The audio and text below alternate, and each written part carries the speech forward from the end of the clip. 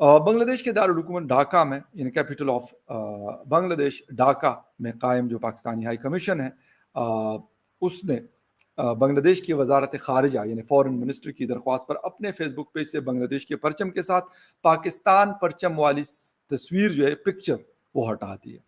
No doubt उन्होंने ये भी मुझे कहा कि हमारी डिपेंडेंसी जो है हमारी इकोनॉमी की, हमारी बहुत सारी चीज़ों की, वो हिंदुस्तान के ऊपर है। तो मैं नहीं चाहता कि उससे मेरे कंट्री को कोई बांग्लादेशी इंफॉर्मेशन मिनिस्टर मुराद हसन ने ये कहा कि वो बहुत ही इमोशनल महसूस हुए इस मौके पर, और उनका ये कहना था कि ख़ास तौर पर जब हमारे बाबाए बंगला शेख मुजीब की सालगिरह है और हम अपनी आज़ादी की 50वीं सालगिरह मना रहे हैं, उनकी आज़ादी और हमारी तरफ से फॉल ऑफ ढाका की वो 50वीं सालगिरह मना रहे हैं, तो ऐसे मौके पर पाकिस्तान की तरफ से अपना फ्लैग यहाँ पर आकर लगाना ये किसी सूरत एक्सेप्टेबल। बांग्लादेश पहले पाकिस्तान का हिस्सा था, मशरकी पाकिस्तान था, वो हमसे अलहदा हो गया 50 साल में, वो हमसे आगे निकल गया, हम पीछे। आज भारत उसी तरह जंगी तैयारियां कर रहा है जैसे 71 में की थी, कौम को नहीं बता रही है। आज उसी तरह भारत पाकिस्तान में गिलगित बल्तिस्तान को, सियालकोट को, लाहौर को लेने की बात कर रहा है जैसे 65।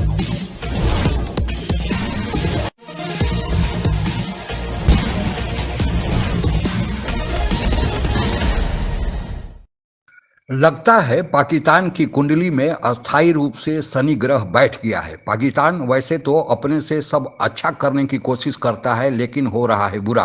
अभी पाकिस्तान ने बांग्लादेश से भाईचारा जताने के लिए बांग्लादेश के झंडे के साथ अपना झंडा लगाया था, लेकिन यह मामला बांग्लादेश में इतना तूल पकड़ा कि पाकिस्तान को उस झंडे को हटाना पड़ा और बेइज्जती हुई सो अलग से। आखिर क्यों बांग्लादेश पाकिस्तानी झंडे के लगाने से नाराज बैठा है, आइए सुनते हैं।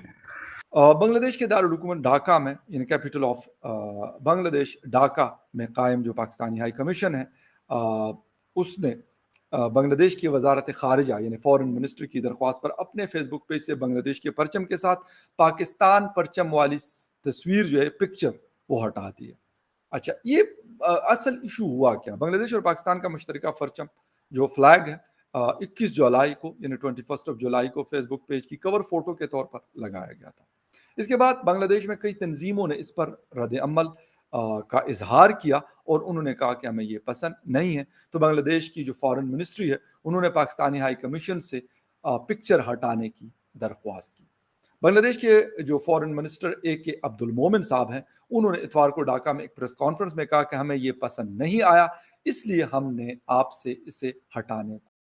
लोग कहते हैं जी इंडियन इन्फ्लुएंस है, कोई कहते हैं फ्ला इन्फ्लुएंस है, लेकिन मैं कहता हूं कि किसी का इन्फ्लुएंस ना सही, लेकिन उनके दिलों में वो चीज अभी तक उन्होंने जिंदा। बांग्लादेशी इंफॉर्मेशन मिनिस्टर मुराद हसन ने ये कहा कि वो बहुत ही इमोशनल महसूस हुए इस मौके पर, और उनका ये कहना था कि ख़ास तौर पर जब हमारे बाबाए बंगला शेख मुजीब की सालगिरह है और हम अपनी आज़ादी की 50वीं सालगिरह मना रहे हैं, उनकी आज़ादी और हमारी तरफ से फॉल ऑफ ढाका की वो 50वीं सालगिरह मना रहे हैं, तो ऐसे मौके पर पाकिस्तान की तरफ से अपना फ्लैग यहाँ पर आकर लगाना ये किसी सूरत एक्सेप्टेबल नहीं है। हम सालगिरह मना रहे हैं शेख मुजीब की और हमारी ये आज़ादी की 50वीं सालगिरह है और पाकिस्तान आकर अपना फ्लैग लगा रहा है। इससे पता चलता है कि जो बांग्लादेश के लोग हैं उनके दिलों में पाकिस्तान के लिए क्या महसूसात हैं, क्या एहसासात हैं।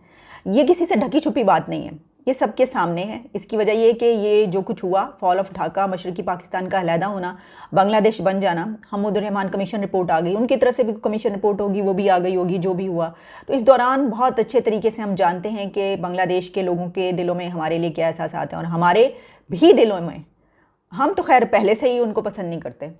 जो कुछ हुआ 71 की बात जो की जाती है उससे पहले से ही हम तो पसंद नहीं करते, तो वरना जाहिर है जो कुछ हुआ उस दौरान भी बहुत कुछ लिखा गया, सब कुछ किया, लेकिन वो जो है हमें कितना हमारी तरफ उनके क्या। आज भारत उसी तरह जंगी तैयारियां कर रहा है जैसे 71 में की थी, कौम को नहीं बता रही है।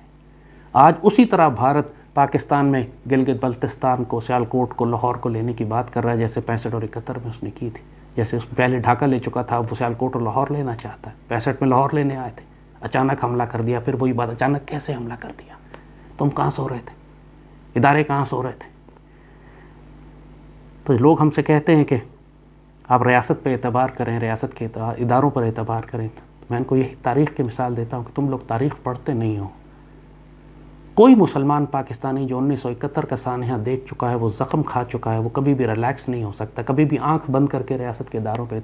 नो डाउट उन्होंने ये भी मुझे कहा कि हमारी डिपेंडेंसी जो है हमारी इकोनॉमी की, हमारी बहुत सारी चीज़ों की, वो हिंदुस्तान के ऊपर है। तो मैं नहीं चाहता कि उससे मेरे कंट्री को कोई नुकसान हो जाए। यानी एक डेलीगेशन में आया हुआ शख्स ये यहाँ पे पाकिस्तान इस्लामाबाद में बैठकर, और यकीन करें मैं बड़ा उनकी बात से मतलब मैं उस वक्त भी सोच रहा था, लेकिन मुझे वो बहुत देर में बात कि वो अभी भी आफ्टर 50 ईयर्स वो पाकिस्तान से काफ़ी एक जिसे कहते हैं किनारा कशी इख्तियार किए हुए हैं और करते हैं।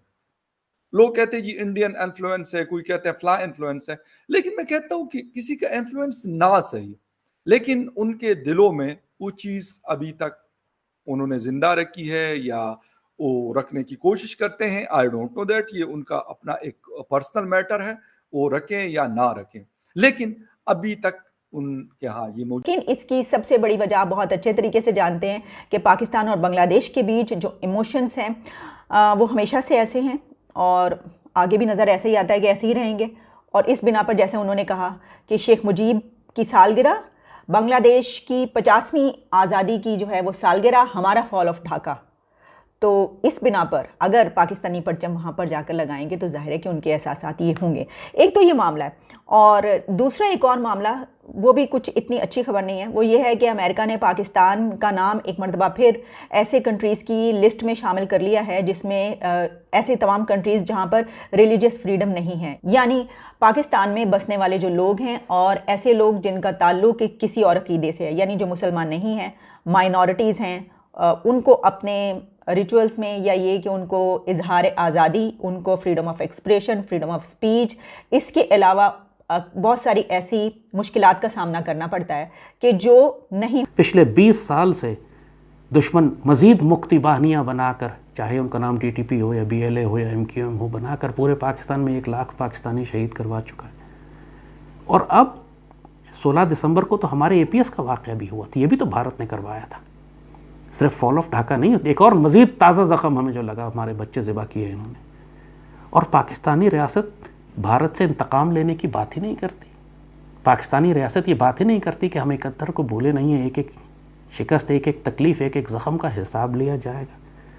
पाकिस्तानी रियासत ये कसम ही नहीं खाती कि अब हम किसी गद्दार को माफ़ी नहीं करेंगे, नेवर अगेन। ये एटीट्यूड क्यों नहीं है हमारा?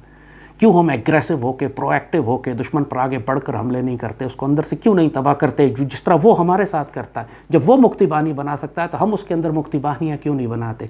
जब वो 10 महीने जंगी तैयारियां करके पाकिस्तान पर हमला कर सकता है तो हम बर्फ़ के बने हुए खौफजदा सहमे हुए। ऐसा नहीं है कि बांग्लादेश के हाथों पाकिस्तान को पहली बार बेइज्जती का सामना करना पड़ा है। अभी कुछ दिन पहले ही पाकिस्तानी क्रिकेट टीम जब बांग्लादेश में क्रिकेट खेलने गई थी तो वहां पर भी पाकिस्तानी टीम ने जब पाकिस्तान का झंडा वहां लगाया था तो फिर बांग्लादेश में बवाल हुआ था और मजबूरन उस समय भी पाकिस्तान को अपना झंडा निकालना पड़ा था।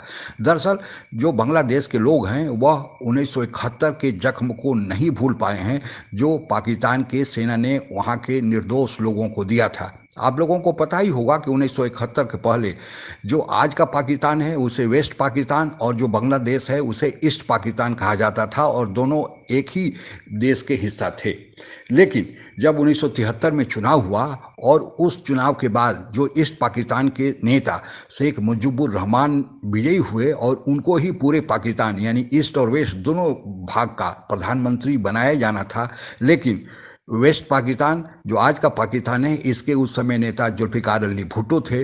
उन्होंने कहा कि वे शेख मुजीबुर रहमान को सत्ता नहीं लेने देंगे, क्योंकि उस समय सेना जो थी जो आज के पाकिस्तान के हाथों पर थी, यहाँ के लोगों का ही सेना में वर्चस्व था। इसलिए वेस्ट पाकिस्तान से सेना ईस्ट पाकिस्तान में भेज दी गई और वह सेना वहाँ के आंदोलनकारियों को जो अधिकार मांग रहे थे कि उनके नेता शेख मुजीबुर रहमान को पाकिस्तान का प्रधानमंत्री बनाया जाए, उस अधिकार को दबाने के लिए भरपूर प्रयास किया गया और फिर स्थिति ऐसी हुई कि सेना ने बर्बरता शुरू कर दी।